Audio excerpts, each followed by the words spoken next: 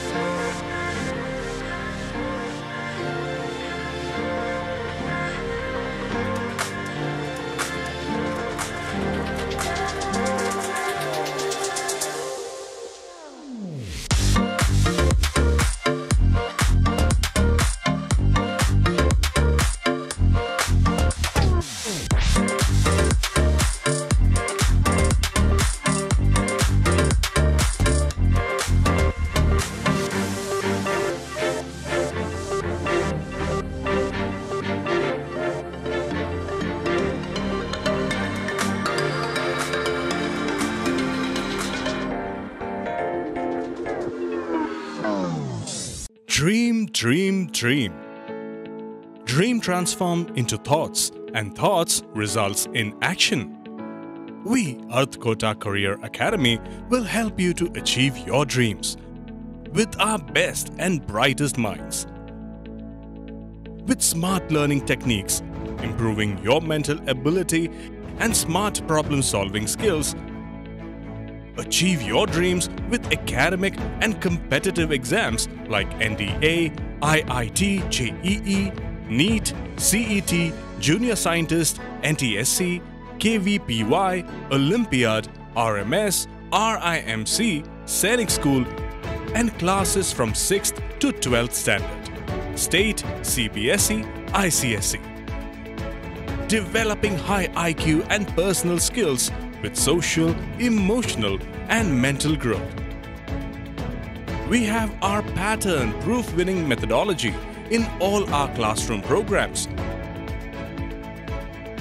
Grab the opportunity and realize your full academic potential and achieve success even beyond your imagination. Read, lead, succeed with us, Earth Kota Career Academy.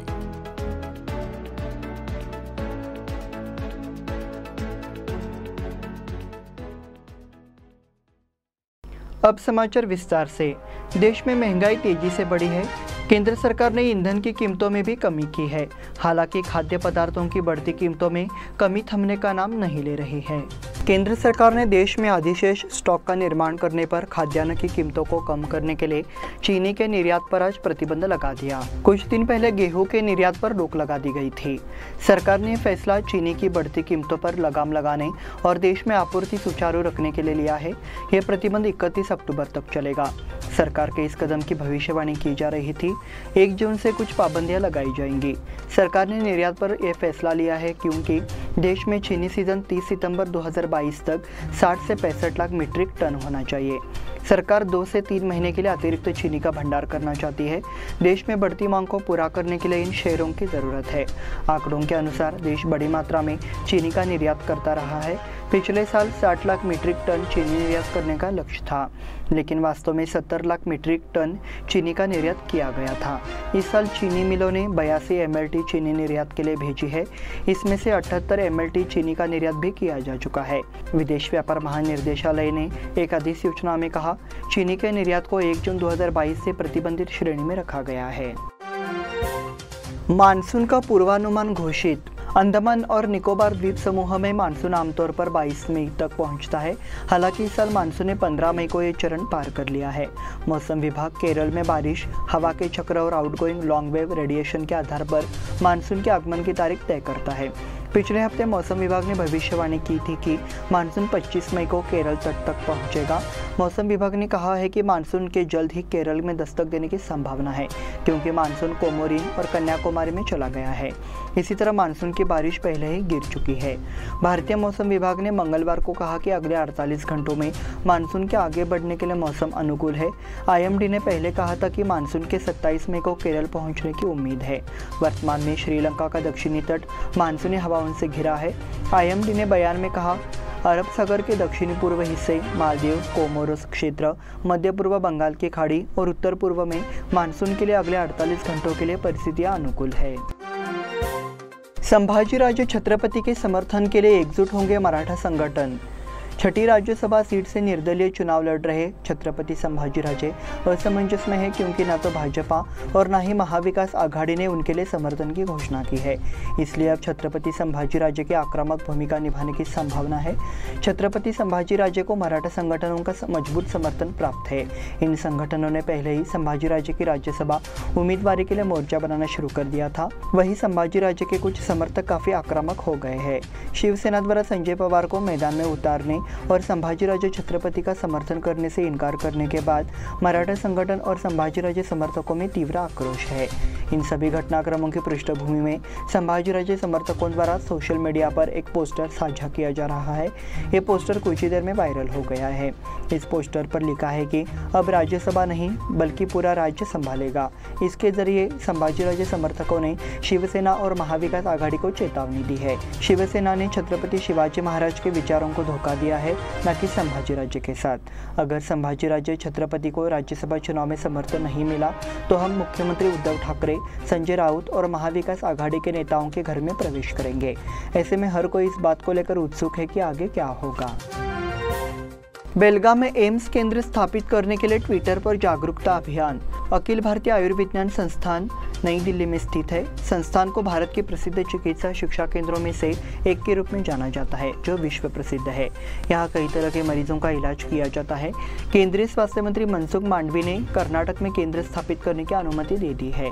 बेलगाम में इस केंद्र की स्थापना के लिए Twitter पर जागरूकता अभियान शुरू किया गया है। कर्नाटक के स्वास्थ्य मंत्री डॉक्टर के सुधाकर ने हाल ही में केंद्रीय स्वास्थ्य मंत्री से मुलाकात की। केंद्रीय स्वास्थ्य मंत्री मनसुख मांडवी ने भी कर्नाटक में केंद्र स्थापित करने की मंजूरी दे दी है। अब बेलगाम के सभी लोगों को इस मांग पर अमल करने की जरूरत है कि यह केंद्र बेलगाम में हो। कर्नाटक के बेलगाम में केंद्र स्थापित करने के लिए अब जागरूकता अभियान शुरू किया गया है। कई विशेषज्ञों ने इसकी मांग उठाई है। बेलगाम के चिकित्सा के साथ साथ शैक्षिक केंद्र के रूप में विकसित हो रहा है। अगर ऐसे समय में एम्स जैसी संस्था बेलगाम आती है तो ये बेलगाम के चिकित्सा और शैक्षिक क्षेत्र के लिए महत्वपूर्ण होगा। इस संबंध में एम्स फॉर बेलगाम जागरूकता अभियान ट्विटर के माध्यम से शुरू किया गया है। विधान परिषद चुनाव के लिए पूर्व मंत्री प्रकाश हुक्केरी का आवेदन। कांग्रेस के पूर्व मंत्री प्रकाश हुक्केरी ने विधान परिषद चुनाव के लिए अपना नामांकन पत्र दाखिल कर दिया है। बुधवार को वो जिला कलेक्टर कार्यालय पहुंचे और नामांकन पत्र दाखिल किया। उन्होंने नॉर्थ वेस्ट टीचर्स निर्वाचन क्षेत्र से अपनी उम्मीदवारी दाखिल की है। कांग्रेस उन्हें बीजेपी से लड़ने के लिए बराबरी के उम्मीदवार के तौर पर देख रही है, इसलिए उनकी उम्मीदवारी पर विशेष रूप से चर्चा हो रही है। प्रकाश हुक्केरी ने अपना उम्मीदवारी आवेदन दाखिल किया है और भाजपा के खिलाफ लड़ने का संकल्प व्यक्त किया है। उन्होंने ये भी विचार व्यक्त किया कि यदि शिक्षक क्षेत्र में प्रतिनिधि के रूप में अवसर दिया जाता है तो हम शिक्षकों की समस्याओं के समाधान के लिए काम करना जारी रखेंगे। सुनील शंख ने कांग्रेस स्नातक निर्वाचन क्षेत्र के लिए अपनी उम्मीदवारी दायर की। एक अन्य उम्मीदवार शांतवीर कबीर ने भी स्नातक निर्वाचन क्षेत्र के लिए एक आवेदन दायर किया है। The little masters pre primary school की शुरुआत।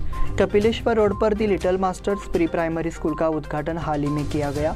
इस अवसर पर अर्थकोटा सोसाइटी के अध्यक्ष सुनील काकतकर उपस्थित थे और उन्होंने इस विद्यालय के प्रारंभ होने की शुभकामनाएं दी। अर्थ इंटरनेशनल स्कूल के बेलगाम सेंटर की यह शाखा बेलगाम में शुरू की गई है। इसका उद्घाटन हाल ही में गणमान्य व्यक्तियों की उपस्थिति में किया गया। इस शिक्षा केंद्र में बच्चों के लिए पूर्व प्राथमिक शिक्षा की सभी सुविधाएं हैं। ये जानकारी केंद्र के निर्देशक अमित यादव और अमित मिठारी ने दी। केंद्र में बच्चों के लिए एक सुरक्षित और पूर्ण शिक्षा प्रणाली है। बच्चों के लिए कई तरह के खेल और अध्ययन की योजना भी है। बच्चों के लिए आवश्यक कौशल पाठ्यक्रम और मनोरंजक शिक्षा प्रदान करने के लिए प्रशिक्षित शिक्षकों की नियुक्ति की गई है। इसलिए बेलगाम में अभिभावकों के लिए इस केंद्र के माध्यम से गुणवत्तापूर्ण शिक्षा केंद्र शुरू किया गया है। छात्रों के लिए भी प्रवेश शुरू कर दिया गया है। है। इस बुलेटिन में वक्त हो गया है छोटे से ब्रेक का। देखते रहिए स्मार्ट प्लस।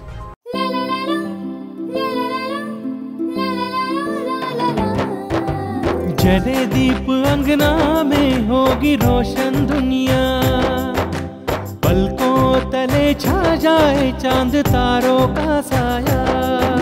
रंगोली में खिले रंग खुशियों की भी तरानी, तन मन झिलमिल जाए हर पल होंगे सुहाने। ये अटूट बंधन खिले हर आशियाना, रंग वस्त्रों का खजाना मन भाए आराधना। रंग वस्त्रों का खजाना मन भाए आराधना। आराधना मारुति गली बेलगाम। मन भाए आराधना। बेलगाम वासियों के पसंद में उतरा उड़ान बार एंड रेस्टोरेंट। सोशल डिस्टेंसिंग का ख्याल रखते हुए हमारा स्टाफ देता है बेहतरीन सर्विस का विश्वास। यहां है पार्टी और फंक्शन के लिए 3 आलीशान हॉल, कारपोरेट डिनर मीटिंग के लिए 3 अलग कक्ष, आईपीएल मैच देखने के लिए 3 बड़े स्क्रीन की विशेष सुविधा। इसके साथ ही साफ सुथरा किचन, जहां हमारा वेल क्वालिफाइड स्टाफ देता है क्वालिटी और हाइजीनिक फूड की गारंटी। तो फिर खाने की हो बात तो आना परिवार के साथ। उड़ान बार एंड रेस्टोरेंट, लिंगराज कॉलेज के पास, बेलगावी। फोन 0831 2435 777। ब्रेक के बाद फिर से आपका स्वागत। बढ़ते हैं अगले समाचार की ओर। पुणे स्थित बीवीजी कंपनी बेलगाम शहर के सफाई कार्य का ठेका लेने की इच्छुक है और नगर निगम ने इस कंपनी के टेंडर का तकनीकी सत्यापन शुरू कर दिया है। तकनीकी सत्यापन में टेंडर मान्य होने पर कंपनी को शहर की सफाई का काम मिलने की संभावना है। पुणे की बीवीजी कंपनी ने बेलगाम नगर निगम द्वारा लागू की गई निविदा प्रक्रिया में अपनी भागीदारी दिखाई है। इस एकल कंपनी के टेंडर के कारण सिंगल टेंडर का मुद्दा उठने की संभावना थी। हालांकि निगम ने बीवीजी के टेंडर का तकनीकी सत्यापन शुरू कर दिया है। नगर स्वास्थ्य विभाग का अनुमान है कि पुणे स्थित बीवीजी कंपनी को बेलगाम शहर की सफाई के काम का ठेका मिलेगा, क्योंकि उसे शहर की सफाई के काम का अनुभव है। नगर निगम सीमा के भीतर 47 वार्डों की सफाई की जिम्मेदारी नए ठेकेदार की होगी। इसके अलावा कुमारस्वामी लेआउट, बसवन कुर्ची में हाउसिंग बोर्ड के आवासीय कॉलोनी की सफाई के लिए नया ठेकेदार जिम्मेदार होगा। शहीद दिवस के बारे में जागरूकता बढ़ाने के लिए देसूर में बैठक।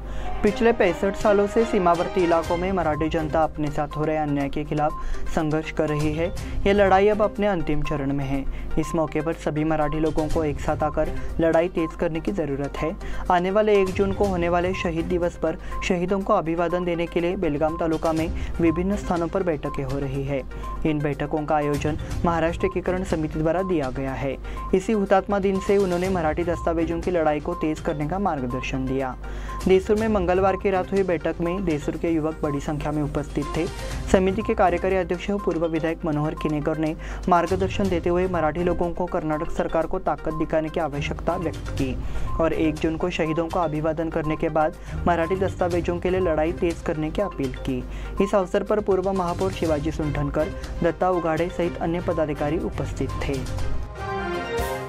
धर्मवीर फिल्म को बेलगाम के प्रशंसकों की अच्छी प्रतिक्रिया। महाराष्ट्र की राजनीति में कई दिग्गज हस्तियां हो गई है। इन्हीं में से एक आनंद दीगे, इनका नाम अलग से लिया जाता है, जिन्होंने केवल 50 वर्ष की आयु में अपना नाम बनाया, शिवसेना का कार्य ठाणे जिले में बढ़ाया। उनके जीवन को दर्शाने वाली मराठी फिल्म धर्मवीर दर्शकों का दिल जीत रही है। फिल्म धर्मवीर, जो बड़े पर्दे पर उनकी उपलब्धियों का वर्णन करती है, वर्तमान में लहरें बना रही है।